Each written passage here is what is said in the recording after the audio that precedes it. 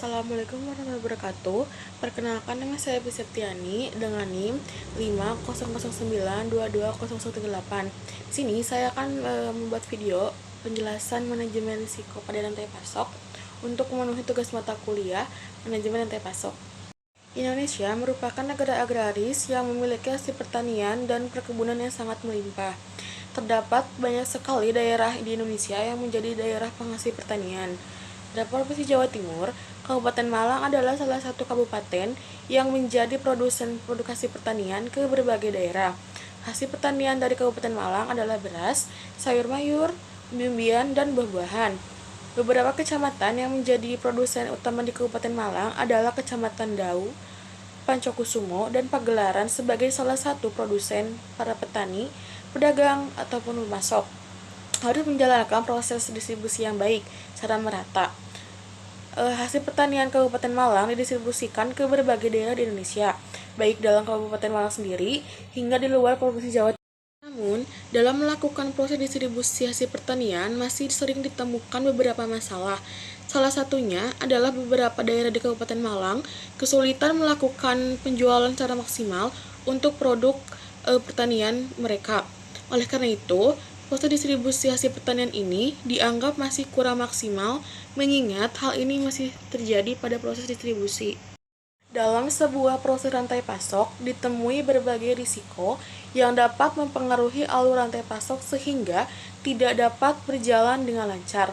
Risiko dalam rantai pasok dapat didefinisikan sebagai terganggunya arus informasi dan sumber daya alam jaringan rantai pasok karena adanya penghentian dan variasi yang tidak pasti.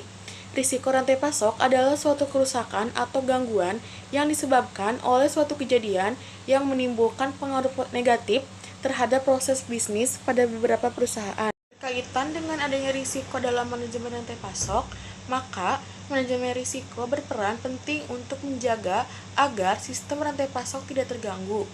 Dalam sistem rantai pasok, manajemen risiko memegang peranan sangat penting karena tidak pernah tahu apa yang akan terjadi di masa depan. Manajemen risiko adalah bagian yang tidak terpisahkan dari manajemen proses yang berjalan terus-menerus untuk meminimalisir kerugian dan meningkatkan peluang. Proses manajemen risiko ini dimulai dari proses identifikasi risiko, penilaian risiko, evaluasi risiko, dan mitigasi risiko. Menurut Ulfah dan kawan-kawan tahun 2016. Rantai pasok adalah hubungan atau alur proses sebuah barang ataupun jasa dari tahap penyediaan bahan baku hingga produk akhir yang sampai di tangan konsumen. Pada rantai pasok, terdapat hubungan antara barang atau jasa, uang, dan informasi. Menurut J.C. Disin dan Ritchie, rantai pasok terdiri dari semua pihak yang terlibat secara langsung maupun tidak langsung dalam memenuhi permintaan pelanggan. Rantai pasok tidak hanya mencakup produsen dan pemasok, tapi juga penyangkut gudang, pengecer, dan bahkan pelanggan sendiri. Berdasarkan paparan tersebut, rantai pasok memiliki 5 komponen dalam arus bisnisnya, yakni pemasok atau supplier, pabrik atau manufaktur, distributor, pengecer, dan pelanggan customer. Rantai pasok mencakup semua fungsi yang terlibat dalam penerimaan dan pemenuhan permintaan pelanggan. Permintaan ini dapat meliputi pengembangan produk baru, pemasaran, operasi, distribusi, keuangan, hingga pelayanan pelanggan.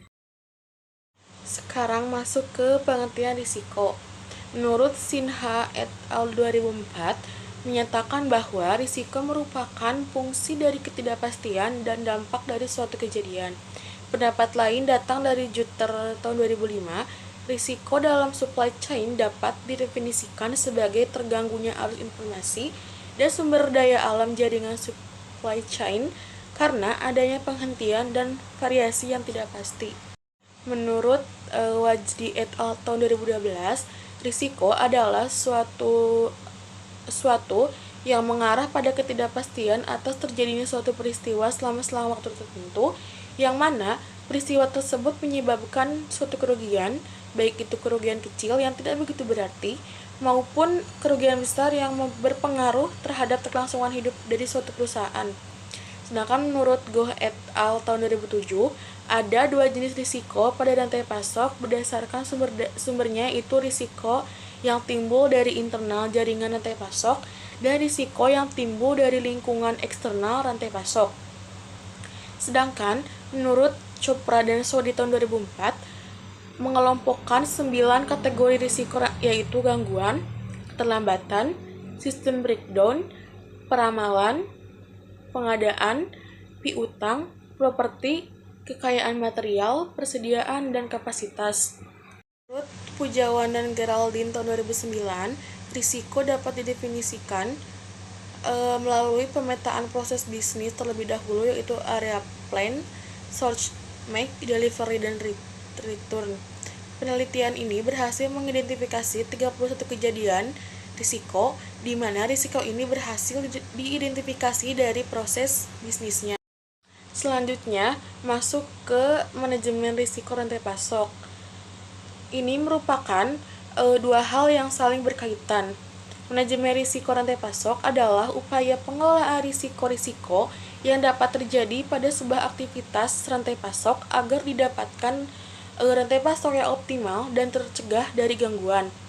Manajemen risiko rantai pasok menjadi isu penting dan memerlukan perhatian yang serius. Hal ini dikarenakan dampak risiko yang sering terjadi dan potensi dampak signifikan terhadap kinerja para pelaku rantai pasok. Pada manajemen risiko rantai pasok terdapat karakteristik dari risiko rantai pasok, yaitu memfokuskan pada aspek-aspek yang perlu diperhatikan karena dapat membuat dampak yang berkesinambungan. Metode supply. Metode Supply Chain Operation Reference atau SCORE adalah metode pendekatan untuk melakukan pengukuran kinerja rantai pasok. Dalam arti lain, metode ini digunakan untuk melakukan manajemen rantai pasok.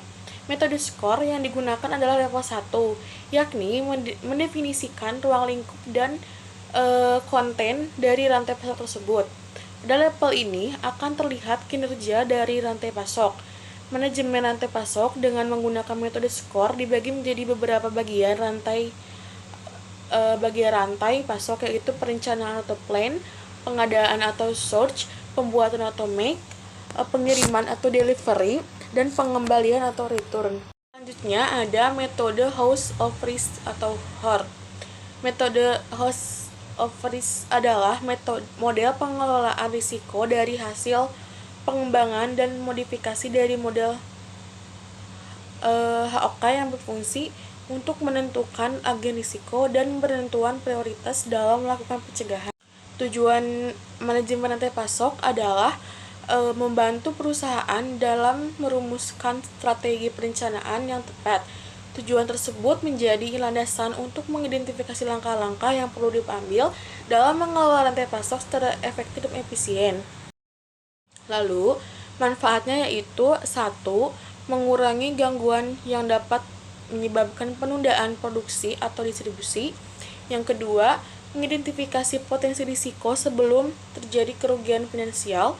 Yang ketiga, membantu bisnis secara kompetitif di pasar global.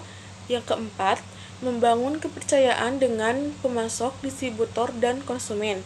Yang kelima, mengantisipasi fluktuasi permintaan atau penggangguan pasokan. Yang keenam, mengurangi risiko kekurangan stok atau keterlambatan pengiriman. Lalu yang ketujuh ada membantu perusahaan memprioritaskan alokasi sumber daya. Sekian yang dapat saya sampaikan, mohon maaf bila ada kesalahan. Wabillahi taufiq wal hidayah. Wassalamualaikum warahmatullahi wabarakatuh.